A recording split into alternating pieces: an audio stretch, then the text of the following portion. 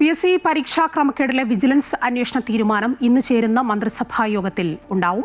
പ്രത്യേക അന്വേഷണ സംഘം രൂപീകരിക്കും. അതേസമയം ചെറിയ പിഴവുകൾ മാത്രമാണ് സംഭവിച്ചതെന്ന നിലപാട് ആവർത്തിക്കുകയാണ് PSC. കൂടുതൽ വിവരങ്ങളുമായി അൺഫിൽഡ് ഡിസൂസ ചേരുകയാണ്. അൺഫിൽഡ്, ഇന്നിപ്പോൾ ക്യാബിനറ്റുണ്ട്. ക്യാബിനറ്റിൻ്റെ പ്രധാന അജണ്ട വയനാട്ടിലെ ദുരന്തമായിരിക്കുമോ അതോ PSC ക്രമക്കേടിലെ വിജിലൻസ് അന്വേഷണം? അത് ഇന്നലെ DGP നിയമോപദേശമൊക്കെ കൊടുത്തതാണ്, ആവാമെന്ന് പറഞ്ഞതാണ്.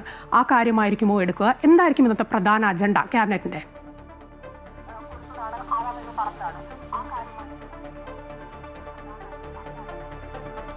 വയനാട് ദുരന്തവും മുഖ്യമന്ത്രിയുടെ വയനാട് സന്ദർശനവും ഒക്കെ തന്നെയാണ്. ഒപ്പം PSCയുടെ ഇത് രണ്ടും അജണ്ടയിൽ തന്നെയാണുള്ളത്. രാവിലെ ചേരുന്ന 10 മണിക്കാണ് മന്ത്രിസഭാ യോഗം ചേരുന്നത്. മന്ത്രിസഭാ യോഗത്തിൽ വയനാട് ദുരന്തത്തിൽ ഇരയായവർക്കുള്ള നഷ്ടപരിഹാരവും അടിയന്തര ധനസഹായവും ഒക്കെ തന്നെ പ്രഖ്യാപിക്കും. അത് അടിയന്തര ധനസഹായമാവും പ്രഖ്യാപിക്കുക. അതിനുശേഷം 10:30 മുഖ്യമന്ത്രി VD സതീശൻ മാധ്യമങ്ങളെ കാണാൻ അദ്ദേഹത്തിന്റെ വാർത്താ സമ്മേളനം 10:30 ഷെഡ്യൂൾ ചെയ്തിരിക്കുന്നത്. വാർത്താ സമ്മേളനത്തിന് ശേഷം 11:30 അദ്ദേഹം തിരുവനന്തപുരത്ത് നിന്നും വയനാട്ടിലേക്ക് യാത്രയാകും. ഹെലികോപ്റ്റർ മാർഗമാണ് മുഖ്യമന്ത്രി യാത്രയാകുന്നത്. ഇന്നത്തെ മന്ത്രിസഭാ യോഗത്തിൽ ഏറ്റവും പ്രധാനം വയനാട് ദുരന്തവുമായി ബന്ധപ്പെട്ട് വയനാട് ദുരന്തത്തിൽ 2 മന്ത്രിമാർ സംഭവം ദുരന്തമുണ്ടായപ്പോൾ തന്നെ AP അനിൽകുമാറും T സിദ്ദിഖും തിരുവനന്തപുരത്ത് നിന്ന് പുറപ്പെട്ടിരുന്നു. അവർ അവിടെ പ്രവർത്തനങ്ങൾ ഏകോപിപ്പിച്ചുകൊണ്ടേയിരിക്കുകയാണ്. അത് ദുരന്തം ഇനി കാണാനാകാത്തവർക്ക് വേണ്ടി രക്ഷാപ്രവർത്തനം തുടരുന്നു. അപ്പോൾ കാഷ്വാലിറ്റിന് കൂടാനുള്ള ഒരു സാധ്യത, ദുരന്തത്തിന്റെ ആഴം എത്രത്തോളമാണ് എന്നത് ഒരു ഭാഗത്ത്. അതോടൊപ്പം തന്നെ എവിടെയാണ് വീഴ്ച, ഉദ്യോഗസ്ഥർക്ക് ഏത് തരത്തിലും, മാത്രമല്ല സർക്കാരിന് എതിരെയാണ് ഇപ്പോൾ കരാർ കമ്പനിയൊക്കെ രംഗത്ത് വരുന്നൊരു സാഹചര്യം. അതുകൊണ്ട് തന്നെ ഇതിനകത്തൊരു കൃത്യമായ വീഴ്ച എവിടെയാണ്, യഥാർത്ഥത്തിൽ എവിടെയാണ് പിശക് പറ്റിയത്, വീഴ്ച സംഭവിച്ച ഉദ്യോഗസ്ഥ തലത്തിലാണോ അതോ കമ്പനി അധികൃതരുടെ ഭാഗത്ത് തന്നെയാണ്, ഇതൊക്കെ തന്നെ വിശദമായി അന്വേഷിക്കേണ്ടതുണ്ട്. നേരിട്ടെത്തി സ്ഥിതിഗതികൾ വിലയിരുത്തുക, അതാണ് മുഖ്യമന്ത്രിയുടെ സന്ദർശന ഉദ്ദേശം. 1 മണിയോടുകൂടി തന്നെ മുഖ്യമന്ത്രി ഇവിടെ 11:30 ഫ്ലൈറ്റ് ഹെലികോപ്റ്റർ ചാർട്ട് ചെയ്തിരിക്കുന്നത്. ഉച്ചയ്ക്ക് 1 മണിയോടുകൂടി മുഖ്യമന്ത്രി വയനാട് എത്തുമെന്നാണ് പ്രതീക്ഷിക്കുന്നത്. അതോടൊപ്പം തന്നെ ഇന്ന് മന്ത്രിസഭാ യോഗത്തിലെ മറ്റൊരു പ്രധാന അജണ്ട എന്ന് പറയുന്നത് PSC ക്രമക്കേടുമായി ബന്ധപ്പെട്ട വിജിലൻസ് അന്വേഷണം പ്രഖ്യാപിക്കും.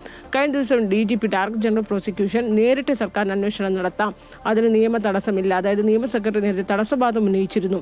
സർക്കാരിന് PSCയുമായി ബന്ധപ്പെട്ട ഒരു ഭരണഘടനാ സ്ഥാപനമാണ്, അവിടെ നേരിട്ട് അന്വേഷണം പ്രഖ്യാപിക്കാൻ തടസ്സമുണ്ട് എന്നൊരു വാദം ഉന്നയിച്ചിരുന്നു. എന്നാൽ ഡയറക്ടർ ജനറൽ പ്രോസിക്യൂഷൻ ആ നിയമതടസ്സം നിലനിൽക്കില്ല എന്ന് ഇന്നലെ തന്നെ വൈകിട്ടോട് തന്നെ സർക്കാർ നിയമോപദേശം നൽകി. അതിന്റെ അടിസ്ഥാനത്തിലാണ് വിജിലൻസ് അന്വേഷണം ഇന്ന് പ്രഖ്യാപിക്കുക.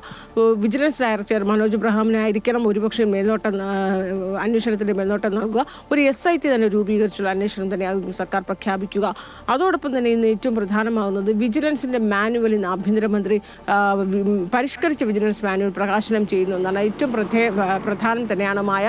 കാരണം 2002 അവസാനമായി വിജിലൻസ് മാനുവൽ പരിഷ്കരിക്കുന്നത്. 25 വർഷത്തിന് ശേഷമാണ് ഈ വിജിലൻസ് മാനുവൽ പരിഷ്കരണത്തിൽ ഒത്തിരി പുതിയ നിർദ്ദേശങ്ങളുണ്ട്. അതായത് ഒരു സർക്കാർ ഉദ്യോഗസ്ഥൻ അഴിമതിക്കാരനാണോ അല്ലെങ്കിൽ തെറ്റോ കണ്ടുപിടിച്ചാൽ സർക്കാരിന്റെ അനുമതിയോടുകൂടി മാത്രമേ അന്വേഷണം പ്രഖ്യാപിക്കാനും ഉത്തരവിടാനും ഒക്കെ സാധ്യമാകുള്ളൂ. ആ അധികാരമാണ് മാറ്റുന്നത്. സർക്കാരിന്റെ മുൻകൂർ അനുവാദം ഇല്ലാതെ തന്നെ വിജിലൻസ് ഡയറക്ടർക്ക് കേസെടുക്കാനും അന്വേഷണം നടത്താനും ഒക്കെ പൂർണ്ണമായ അധികാരം, അതായത് സ്വതന്ത്രമായ പൂർണ്ണമായ പരമാധികാരം ഇനി വിജിലൻസ് ഡയറക്ടർക്ക് തന്നെ ആയിരിക്കും. വിജിലൻസ് ഡയറക്ടർ സർക്കാരിന്റെ അനുവാദമില്ലാതെ അന്വേഷണം പ്രഖ്യാപിക്കാം, അന്വേഷണത്തിന് റിപ്പോർട്ട് വരെ സമർപ്പിക്കാനും വിജിലൻസ് ഡയറക്ടർക്ക് പൂർണ്ണമായ അധികാരം നൽകുന്നു.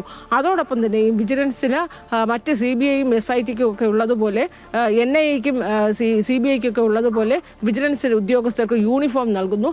ആ രീതിയിലുള്ള നിരവധി പരിഷ്കരണങ്ങളൊക്കെ ഉൾപ്പെടുത്തിയുള്ള പുതിയ വിജിലൻസ് മാനുവൽ പരിഷ്കരണമാണ് ഇന്ന് ആഭ്യന്തരമന്ത്രി രമേശ് ചെന്നിത്തല 10:30 പ്രകാശനം ചെയ്തത്.